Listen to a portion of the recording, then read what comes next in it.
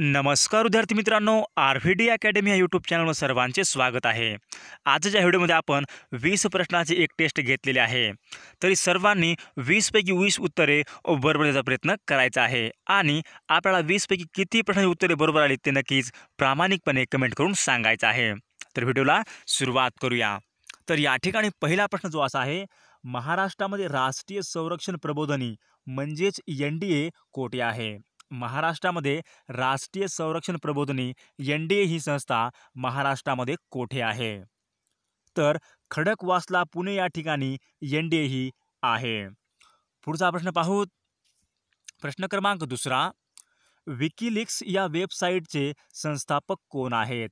WikiLeaks या वेबसाईटचे संस्थापक कोण आहेत? विकिलीक्स या वेबसाईटचे, तर विकिलीक्स या वेबसाईट जनक हे जुलियन असांजे या वेबसाईटचे संस्थापक आहेत। जुलियन असांजे विकिलीक्स या वेबसाईटचे संस्थापक आहेत।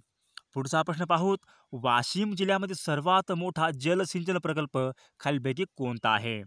वाशिम जिल्ह्यामधील सर्वात मोठा जलसिंचन प्रकल्प खालीलपैकी कोणता आहे? तर या ठिकाणी अडाण हा सर्वात मोठा जलसिंचन प्रकल्प वाशिम जिल्ह्यामध्ये आहे। पुढचा प्रश्न पाहूत। राज्य पुनर्रचना आयोगाची स्थापना कधी करण्यात आलेली आहे?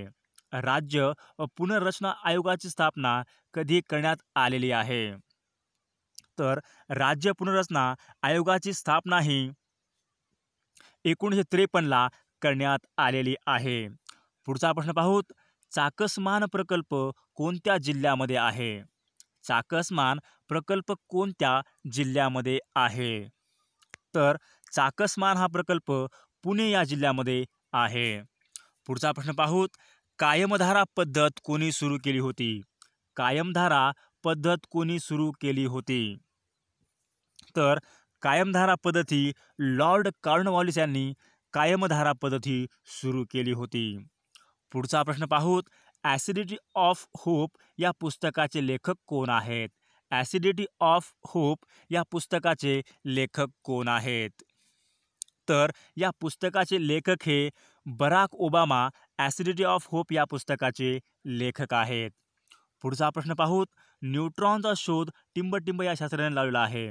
न्यूट्रॉनचा शोध कोणत्या शास्त्रज्ञाने लावलेला आहे? न्यूट्रॉनचा शोध, तर न्यूट्रॉनचा शोध हा चाडविक या शास्त्रज्ञाने लावलेला आहे। पुढचा प्रश्न पाहूत। खालीलपैकी कोणास आर्थिक विकेंद्रीकरणाचे जनक असे मानले जाते? खालीलपैकी कोणास आर्थिक विकेंद्रीकरणाचे जनक असे मानले जाते? आर्थिक विकेंद्रीकरणाचा जनक असे कोणास म्हटले जाते? तर लॉर्ड मेयो यांना आर्थिक विकेंद्रीकरणाचे जनक असे म्हटले जाते। पुढचा प्रश्न पाहूत।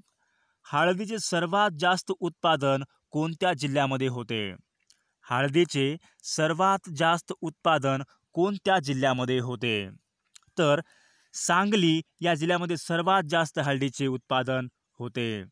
पुढचा प्रश्न पाहूत। धन विधेयक हे नेहमी फक्त टिंबटिंबमध्ये मांडता येते। धन विधेयक हे नेहमी फक्त टिंबटिंब या सभागृहामध्ये मांडण्यात येते। धन विधेयक, तर धन विधेयक हे नेहमी लोकसभा यामध्ये मांडण्यात येते। पुढचा प्रश्न पाहूत। महाराष्ट्रामधील तेलबिया संशोधन केंद्र कोठे आहे? महाराष्ट्रामध्ये तेलबिया संशोधन केंद्र कोठे आहे? तेलबिया संशोधन केंद्र महाराष्ट्रामध्ये, तर महाराष्ट्रामध्ये तेलबिया संशोधन केंद्र हे जळगाव या ठिकाणी आहे। पुढचा प्रश्न पाहूत। पोलीस स्मृती दिन कोणत्या दिवशी साजरा केला जातो? पोलीस स्मृती दिन कोणत्या दिवशी साजरा केला जातो? पोलीस स्मृती दिन, तर पोलीस स्मृती दिन हा 21 ऑक्टोबरला साजरा केला जातो। पुढचा प्रश्न पाहूत। हिमोग्लोबिन तयार होण्यासाठी कशाची आवश्यकता असते? हिमोग्लोबिन तयार होण्यासाठी कशाची आवश्यकता असते? तर हिमोग्लोबिन तयार होण्यासाठी लोहाची आवश्यकता असते। पुढचा प्रश्न पाहूत। इन्सॅट उपग्रह खालीलपैकी कोणत्या कक्षेमध्ये प्रक्षेपित केले जातात? महत्त्वपूर्ण प्रश्न आहे। इन्सॅट उपग्रह खालीलपैकी कोणत्या कक्षेमध्ये प्रक्षेपित केले जातात? इन्सॅट उपग्रह, तर इन्सॅट उपग्रह विषुववृत्तीय व वर्तुळाकार कक्षेमध्ये प्रस्थापित केले जातात। प्रक्षेपित केले जातात. पुढचा प्रश्न पाहूत. विधानसभा कोण बरखास्त करू शकतो? विधानसभा कोण बरखास्त करू शकतो? विधानसभा. तर विधानसभा हे राज्यपाल बरखास्त करू शकतो. पुढचा प्रश्न पाहूत. रिडल्स इन हिंदुझमचे लेखक कोण आहेत? रिडल्स इन हिंदुझम या पुस्तकाचे लेखक कोण आहेत? Riddles in हिंदुझम. तर या पुस्तकाचे लेखक हे डॉक्टर बाबासाहेब आंबेडकर हे रिडल्स इन हिंदुझम या पुस्तकाचे लेखक आहेत. पुढचा प्रश्न पाहूत. यापैकी प्रसिद्ध सतारवादक कोण आहेत? यापैकी प्रसिद्ध सतारवादक कोण आहेत? आपल्या पुढे 4 पर्याय दिलेत आपल्याला. प्रसिद्ध सतारवादक ओळखायचा आहे. तर या ठिकाणी ऑप्शन क्रमांक 3 पंडित रविशंकर हे प्रसिद्ध सतारवादक आहेत. पुढचा प्रश्न पाहूत. पांढरी लुचाई ही कोणत्या पिकाची जात आहे? पांढरी लुचाई ही कोणत्या पिकाची प्रसिद्ध जात आहे? पांढरी लुचाई. तर पांढरी लुचाई ही प्रसिद्ध जात ही तांदळाची आहे. पुढचा प्रश्न पाहूत.